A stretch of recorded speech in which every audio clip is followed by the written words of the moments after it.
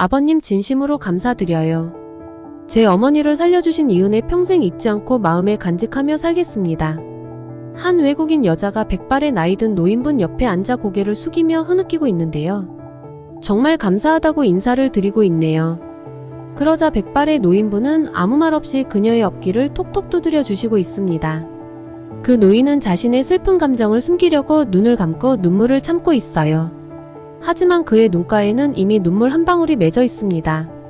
자신의 소소한 도움으로 한 여성분의 어머니의 생명을 구한 노인분은 옆에 앉아있는 여성분에게 이렇게 말씀을 전했습니다. 인생이란 고난과 역경의 연속이야. 무슨 일이 벌어질든 절대로 너의 마음 속에 희망의 끈을 놓아서는 안 돼. 아가야, 너는 내 아들만큼이나 사랑한단다. 힘내고 행복한 삶을 찾아서 떠나렴. 백발의 노인분은 따스하고 인자한 미소를 보내며 여성분을 바라보시고 눈을 서서히 감았습니다. 이 여성분과 노인은 어떤 사연으로 눈물을 흘리고 있는 걸까요? 이 이야기는 해외 커뮤니티 레딧에 리가야 씨가 올린 실제 경험을 바탕으로 다시 재구성한 사연입니다. 몽튜브는 수익의 10%를 어려운 아이들을 위해 기부하고 있으니 시청해주시면 감사하겠습니다. 그럼 오늘의 사연 시작하기 전에 잠깐 구독, 좋아요 부탁드릴게요. 안녕하세요, 리가야입니다. 저는 필리핀에서 한국으로 온 이민자예요. 제가 자란 곳은 필리핀에서도 잘 알려지지 않은 아주 작은 마을이에요. 보라카이나 팔라완 같은 유명한 관광지나 발달한 도시들과는 다른 곳이죠. 우리 마을 사람들 대부분이 그렇듯 우리 가족도 농업으로 생계를 이어가고 있었어요. 하지만 항상 삶은 어려웠고 가난에서 벗어나기란 쉽지 않았죠. 저는 네 남매 중 맞이로 두 여동생과 한 남동생이 있어요. 아버지는 제가 15살 때 폐암으로 세상을 떠나셨습니다. 네 남매를 혼자 키우시는 어머니는 항상 지치고 힘들어도 저희를 위해 최선을 다하셨어요. 어머니는 결코 힘든 내색을 하지 않으셨죠. 필리핀에서의 생활은 여러분도 알다시피 기본적인 수입도 적고 농촌 지역에서는 도시보다 벌이가 훨씬 적어서 저희 가족은 원하는 것을 마음껏 사거나 먹어본 적이 없어요. 하지만 힘든 환경에서 자라면서 자연스럽게 눈치가 빨라지더라고요. 빨리 철이 들어서 자신과 주변 상황을 잘 이해하고 적응하게 되었죠. 어려움을 겪으면서 인내력과 참을성도 자연스레 길러졌어요. 학교를 졸업한 후 마을에서 조금 떨어진 공장에서 일하며 어머니를 도와 가족을 먹여 살렸어요. 돈 문제는 항상 부족했어요. 정말 많이 부족했죠. 그때 필리핀 여성들 사이에서 국제 결혼이 유행하고 있었습니다. 대부분의 경우는 진정한 사랑보다는 경제적인 도움을 받고자 하는 마음이 컸죠. 저도 국제 결혼을 고려했을 때 그런 점을 고려하지 않았다고 말하는 것은 거짓말이에요. 저도 어느 정도 경제적인 도움을 받아 가족에게 힘이 되고 싶었어요. 많은 필리핀 여성들이 한국으로 시집가서 잘 살고 있었기 때문에 저도 여유 있는 한국 사람과의 결혼을 생각하고 있었습니다. 하지만 소개받은 남편은 저보다 11살 연상이었어요. 처음에 중개업체에서 그의 나이를 알려줄 때 정말 놀랐죠. 왜 나는 11살이나 많은 사람과 결혼해야 하나? 라는 생각에 반감이 들었어요. 하지만 중개업체의 관계자는 그가 참 좋은 사람이며 열심히 일하고 진솔해서 저와 잘 어울린다고 소개시켜줬죠. 그렇지만 저는 결혼정보업체 사람들이 보통 듣기 좋은 말만 하는 걸 알고 있었죠. 그래도 너무 좋은 사람이니 꼭 만나보라는 말에 속는 셈 치고 만나러 갔어요. 그 남편을 처음 본 날을 아직도 기억해요. 처음 보자마자 솔직히 별로였어요. 못생겼다는 생각이 들었죠. 여자로서 잘생긴 사람을 보면 기분이 좋아지니까 그때는 실망스러웠어요. 처음 5분 동안은 그냥 자리에서 일어나고 싶었어요. 남편은 나이도 많고 생김새도 별로였으며 몸도 너무 마르고 해서 같이 있기 불편했거든요. 하지만 남편은 처음부터 필리핀 여성과 결혼하고 싶었는지 어색하게 필리핀어로 말을 걸어오더라고요. 그 순간 놀라고 당황했죠. 하지만 남편의 수줍은 말을 듣다 보니 어색한 분위기가 재미있게 느껴지기 시작했어요. 남편은 서투른 필리핀어로 자기는 여자들이 볼 때 별로 생기지도 않았고 몸이 매우 말라서 매력 없다는 것을 자신도 깨닫고 있다고 말했어요. 남편은 외모는 평범할지 몰라도 마음은 순수하고 열정적이며 결혼하는 사람에게는 절대 풍족하지는 않아도 문제를 일으키지 않을 거라고 자신 있게 말했어요. 그리고 저를 쳐다보며 얼굴이 빨개지는 모습에 저도 모르게 웃음이 나왔고 이 사람은 정말 순수하다는 생각이 들었습니다. 그 순간부터 남편의 외모는 전혀 신경 쓰이지 않았고 비호감에서 조금씩 호감으로 바뀌기 시작했죠. 남편은 가구 제작 기술자로 일에 대한 자부심과 성실함을 가진 사람이었습니다. 남편은 현재 아버지와 함께 살고 있었고 어머니는 어릴 때 돌아가셨다고 해요. 결혼을 전제로 한 만남이었기 때문에 저희는 한 달 뒤에 결혼을 하고 경기도 외곽에서 새로운 생활을 시작했어요.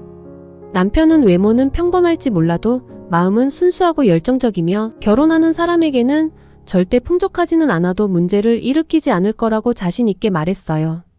그리고 저를 쳐다보며 얼굴이 빨개지는 모습에 저도 모르게 웃음이 나왔고 이 사람은 정말 순수하다는 생각이 들었습니다. 그 순간부터 남편의 외모는 전혀 신경 쓰이지 않았고 비호감에서 조금씩 호감으로 바뀌기 시작했죠. 남편은 가구 제작 기술자로 일에 대한 자부심과 성실함을 가진 사람이었습니다.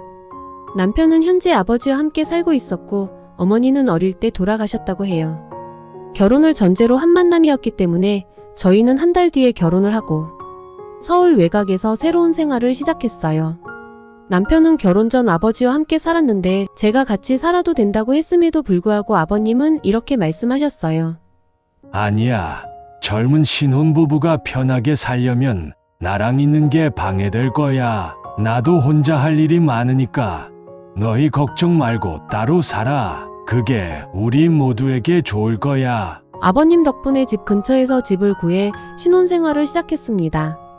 남편은 제가 따로 말하지 않아도 제 필리핀 가정에 경제적으로 도움을 주었어요. 매달 일정한 돈을 보내서 어머니와 동생들에게 큰 힘이 되었습니다. 남편의 이런 배려와 마음 씀씀이에 미안하고 고마웠어요.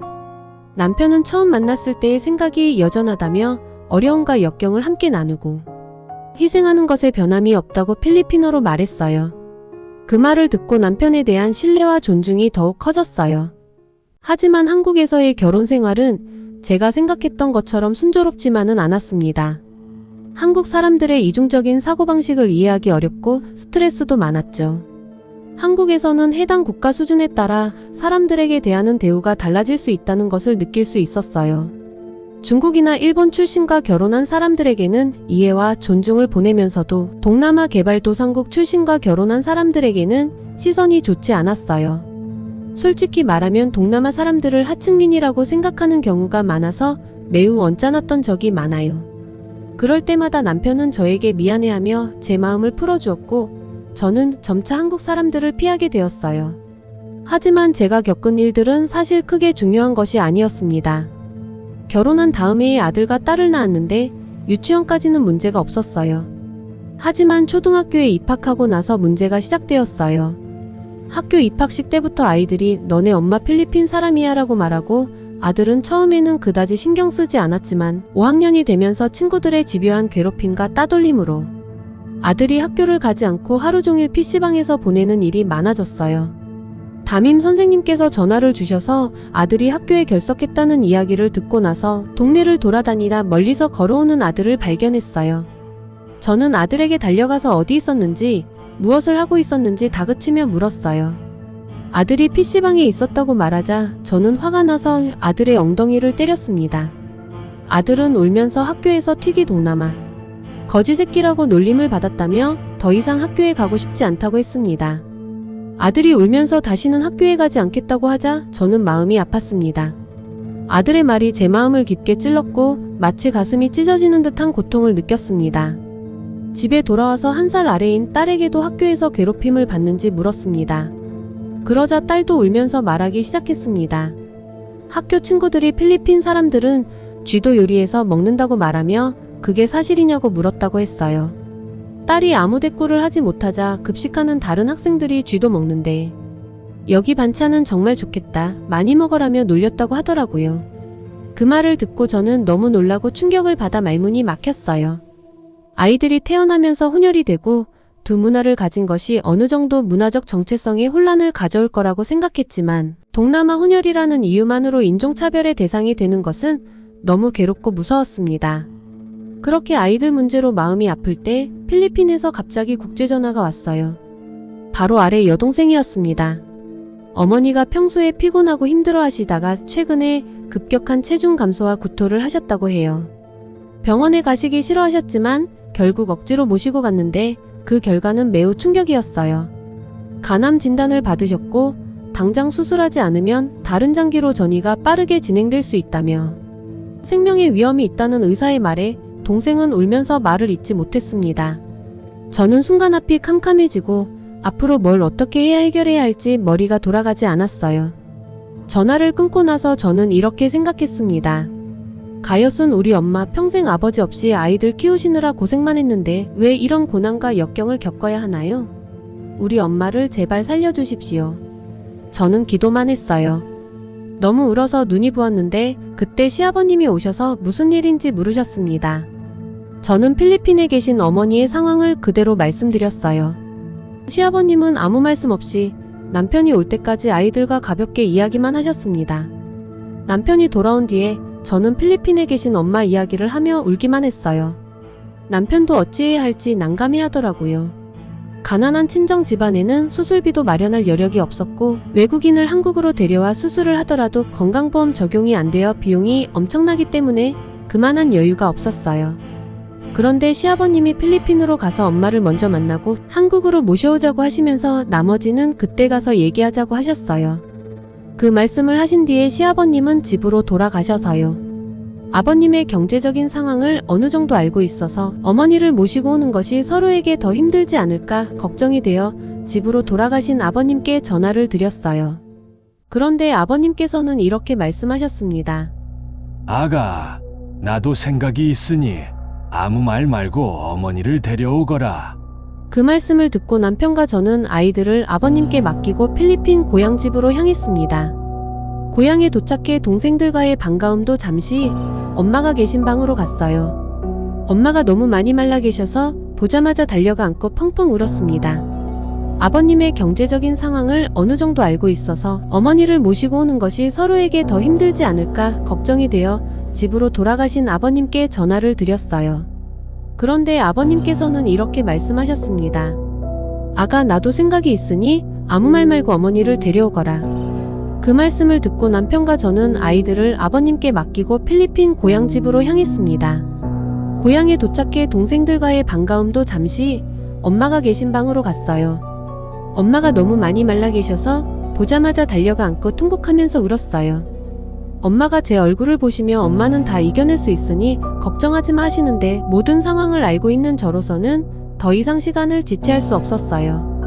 한국으로 가시기 싫어하셨던 엄마를 설득 끝에 데려왔고 공항에 마중 나오신 아버님은 엄마의 손을 잡고 집에서 먼저 쉬시라 하시며 다음날 함께 병원에 가자고 말씀하셨습니다. 아버님의 말씀대로 엄마를 쉬게 하고 다음날 병원에 가서 정확한 진단을 받았습니다. 간암 2기라는 판정이었어요. 의사 선생님은 2, 3기까지는 수술과 약물 치료로 생명에 큰 지장이 없다고 말씀하셨습니다. 만약 4기였다면 생존율이 10%도 어렵지만 현재 상태는 충분히 수술과 약물 치료로 완치가 가능하다고 하셨어요. 하지만 어머니가 외국인이라 엄청난 병원비가 큰 문제였어요. 수천만 원이 필요했는데 그런 돈이 저희 수중에 없었고 남편도 전세대출과 신용대출이 있어 대출을 받기도 쉽지 않았습니다. 그런 상황에서 아버님이 병원 건물 안에 있는 카페로 오라고 하셔서 갔어요. 아버님은 차분하게 말씀하셨습니다. 어머니 수술과 회복은 한국에서 하고 완전히 건강을 회복하신 뒤에 필리핀으로 돌아가시게 하라. 너는 아무 생각 말고 내가 하는 대로 하면 돼. 아버님은 제가 무언가 말하려고 하자 바로 말씀하셨습니다. 아무 말도 하지 마라. 나는 다 알고 있다. 병원비 문제는 내가 알아볼 테니 너는 지금부터 어머니를 간호하는 데 집중해라. 내가 우리 아들과 결혼해서 이렇게 착하게 지내주고 아이들도 잘 키우고 나에게도 신경 써주는 걸 너무 고맙게 생각한다. 너는 내게 며느리가 아니라 딸과 같아. 아버지가 딸이 어려움에 처했을 때 가만히 있을 수는 없지. 걱정하지 말고 나를 믿고 어머니 간병에 무조건 온 신경을 다해라. 아버님의 예상치 못한 말씀에 저는 놀라고 감사의 마음에 몸둘 바를 몰라 했습니다. 엄마를 수술할 수 있게 해주셔서 감사하다며 눈물을 흘렸어요. 아버님은 제 손을 잡고 일으켜 세우시며 말씀하셨습니다. 우린 가족이야. 가족은 힘든 때 함께 극복해야 하는 거다. 절대 희망을 버리지 말아라. 아가. 그런데 아버님이 어떻게 병원비를 마련하셨을까 궁금해졌어요. 알고 보니 아버님은 국민연금을 일시불로 받으셨고 납입기간이 얼마 남지 않은 종신보험과 다른 보험도 해약하셨어요. 또한 아버님 갖고 있던 비트코인도 모두 매도했지만 돈이 부족하여 친구에게 상황을 설명하고 돈을 빌리셨습니다. 아버님은 신용을 중요하게 생각하시기에 돈을 빌릴 때 법무사를 통해 공증 서류까지 작성하셨다고 합니다. 아버님의 도움 덕분에 엄마는 수술을 무사히 받고 약물 치료까지 마치셨어요. 위기를 넘기셨죠. 저는 아버님과 남편에게 너무나 고마운 말로 표현하기 어려웠어요. 아버님은 딸을 이렇게 멀리 보내줬으니 당연히 도와줘야 한다. 엄마가 필리핀에서 건강하게 살아서 동생들의 결혼까지 보아야 한다고 말씀하셨습니다. 엄마는 건강한 모습으로 필리핀에 돌아가셨습니다. 하지만 그 기쁨도 잠시, 석 달 뒤 아버님이 갑자기 쓰러지셨어요. 급성 심근경색으로 혼수 상태에 빠지셨고 저는 병실을 지키며 아버님의 회복을 간절히 기도했습니다. 저는 아버님을 제 아버지처럼 여기며 아버님이 깨어나 웃는 얼굴을 다시 보기를 간절히 바랐지만 아버님은 의식을 회복하지 못하셨습니다. 새벽에 아버님이 눈을 뜨셨을 때 저와 남편은 병실에서 아버님의 손을 잡고 있었습니다. 저는 눈물을 흘리며 아버님께 말씀드렸습니다. 아버지, 일어나셔야 해요. 저희가 행복하게 잘 사는 모습을 보셔야죠. 하지만 아버님은 말씀 없이 저를 바라보시고 눈을 깜빡이신 뒤 힘없이 눈을 감으셨습니다. 그렇게 한국의 아버님이셨던 분은 필리핀에 제 엄마를 살려주시고 세상을 떠나셨습니다. 그때의 움직임과 눈빛이 따라서 행복하게 잘 살아야 한다는 메시지 같았습니다. 아버님은 저에게 정신적인 지주였고 어려울 때마다 친아버지처럼 용기를 주셨습니다. 아버님이 생전에 나는 화장을 해서 조용한 곳에 유골을 뿌려달라고 하신 말씀을 기억하여 저희는 아버님을 아담한 나무 아래 수목장으로 모셔드려 편안하게 잠들게 하였습니다. 그 후 저희 가족은 한국을 떠나 미국으로 이민을 가기로 했습니다. 다문화 가정으로서의 어려움과 제한들을 생각하며 과감한 결정을 내렸어요. 남편의 가구 제작 기술이 미국에서 더 좋은 대우를 받을 수 있을 것 같아서 미국 이민을 결심했습니다. 아버님께서 항상 하시던 말씀, 가슴에 희망을 품고 살아야 한다. 희망을 버리면 삶에 대한 의욕도 사라진다는 가르침을 가슴에 품고 우리 가족은 미국으로 떠났습니다. 이민 생활 10년 동안 저는 작은 보라카이 스타일의 쌀국수집을 운영하고 있고 가족은 미국에서 안정적으로 자리를 잡았습니다. 아이들도 대학에서 각자의 관심 분야를 공부하고 있어요. 이민 초창기 언어, 문화, 생활 등 여러 어려움이 있었지만 아버님이 말씀해주신 희망을 가지고 극복해 나갔습니다. 그 결과 우리 가족은 소박한 집도 마련하고 가끔 외식과 가족 여행을 즐기며 작지만 행복한 삶을 살아가고 있습니다. 아이들이 이제 다 자라 마음이 한결 안정되어 큰 걱정 없이 지낸다는 것이 참 다행이에요. 한국을 생각할 때 미움과 애정이 교차한다는 말씀 이해가 됩니다. 특히 아버님의 기일이 다가오는 12월이면 한국의 아버님이 더욱 생각나네요. 아버님께서는 항상 따뜻하고 은혜로운 분으로 기억되실 거예요. 고맙고 감사하다는 말씀, 그리고 사랑한다는 말씀이 아버님에게 전해지면 좋을 것 같아요. 저의 이야기는 여기까지입니다. 오늘의 사연도 재밌으셨다면 구독, 좋아요 부탁드릴게요. 몽튜브 운영에 큰 힘이 됩니다. 감사합니다.